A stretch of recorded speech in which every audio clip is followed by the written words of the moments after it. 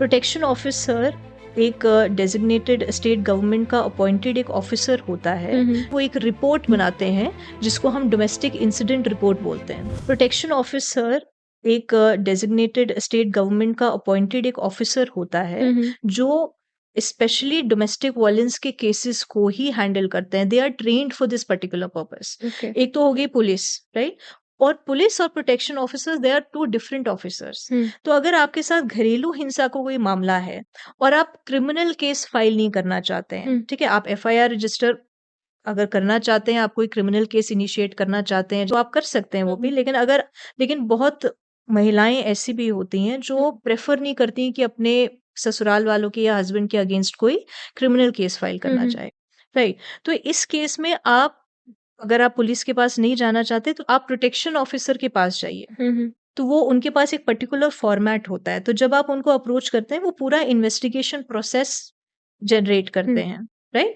तो जो भी आपके साथ अत्याचार हुआ, economic abuse, physical, verbal, emotional, sexual, जो भी है वो अब्यूज को डिस्क्राइब करेंगे, ठीक है? जो भी इन्वेस्टिगेशन की जरूरत होगी वो अपनी तरीके से वो पूरा कंप्लीट करके वो एक रिपोर्ट बनाते हैं जिसको हम डोमेस्टिक इंसिडेंट रिपोर्ट बोलते हैं। Okay. ठीक है? तो जब वो रिपोर्ट में पूरी अच्छे तरीके से कैटेगराइज करके सारा अब्यूज वहां पे डिस्क्राइब होगा, तो वही जो रिपोर्ट है वो मैजिस्ट्रेट को प्रोटेक्शन ऑफिसर खुद ही फॉरवर्ड करेगा। Okay. सो प्रोटेक्शन ऑफिसर बेसिकली विक्टिम को और मैजिस्ट्रेट को असिस्ट करने के लिए बनाए गए हैं। Okay. सो अगर कभी आपको ऐसा लगता है कि कौन मेरी मदद करेगा, हम फिर वही बात आ गई लैक ऑफ एजुकेशन की, है ना? कौन मेरी मदद करेगा? मायके वाले सपोर्ट नहीं कर रहे, फ्रेंड्स साथ नहीं दे रहे, कोई किसी के मामले में, लीगल मामले में पढ़ना नहीं चाहता है, मेरे पास पैसे नहीं है। बहुत सारी महिलाएं सिर्फ इसलिए केस नहीं करती हैं, क्रिमिनल केस तो छोड़ो, वो सिविल रेमेडी भी क्लेम नहीं करना चाहती। वो कहती मेरे पास पैसे ही नहीं है, मैं जाऊं कहाँ, है ना? कोर्ट कचहरी में खर्चा लगेगा, फाइलिंग चार्जेस लगेंगे, कोई और टिकट्स के चार्जेस लगेंगे, वकील को फीस देनी है, क्या करना है? आप प्रोटेक्शन ऑफिसर को कंसल्ट करिए। अगर आपको नहीं पता है कि प्रोटेक्शन ऑफिसर कहाँ है आपके एरिया में, आप पुलिस स्टेशन जाकर उनसे जानकारी ले सकते हैं कि सर मुझे ज़रा प्रोटेक्शन ऑफिसर का पता बताइए कि हमारे एरिया में इस एरिया का प्रोटेक्शन ऑफिसर कहाँ है। हर डिस्ट्रिक्ट में है। Okay. वन स्टॉप सेंटर्स के साथ, एनजीओज के साथ, मेडिकल ऑफिसर्स के साथ, कोर्ट के साथ वो डायरेक्टली कनेक्ट करते हैं। So they are going to help you filing the case.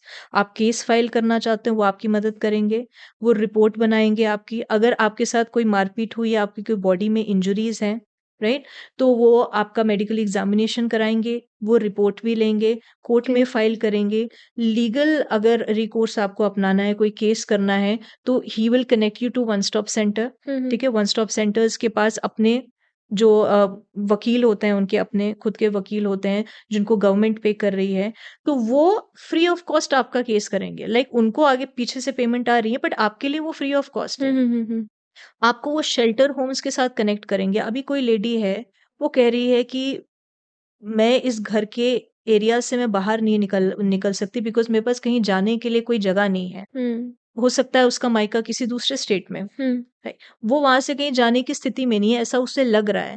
But उसको ये नहीं पता कि अगर आप सही अथॉरिटीज के साथ कनेक्ट करते हो, जो स्कीम के अंडर, ये वन स्टॉप सेंटर स्कीम हो गए, वुमेन हेल्पलाइन हो गई, जो ministry of women and child development ने हमें बना के दी हुई है, तो अगर आप इसकी जानकारी रखते हैं तो आपको शेल्टर होम भी प्रोवाइड कर दिया जाएगा। Okay. ना एक हफ्ते, ज्यादा से ज्यादा एक हफ्ते तक आपको वो शेल्टर हो, एक पूरी बिल्डिंग बनी है जहाँ पे आप और आपके बच्चे वहां पे सेफली रह सकते हैं, एटलीस्ट फॉर द टाइमिंग, उस डोमेस्टिक अब्यूज के एनवायरनमेंट से निकल के।